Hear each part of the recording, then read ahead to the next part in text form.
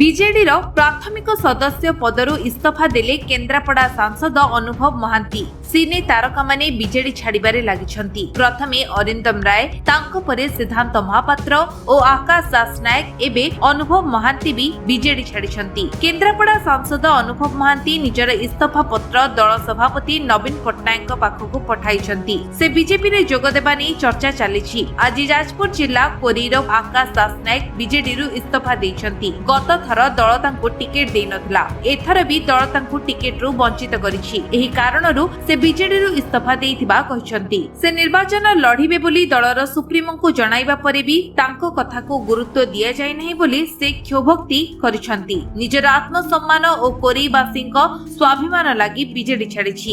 नमस्कार। आज मु मोर अंतरात्मर स्वर शुणी मोर आत्मसम्मान पाई, मोर अभिमान पाई और कोरी जनसाधारण स्वाभिमान पाई विजु जनता दलर प्राथमिक सदस्य पद इस्तीफा प्रदान करुछि। मोर जीवन समाज सेवा पाई एवं कोरीवासी सेवा पाई समर्पित। आगामी दिन में कोरीवासी भल पाइबा पाथेय करी मोर समर्थक एवं साथी मान परामर्श रे मोर आगामी कार्यपंथा निर्धारण करी।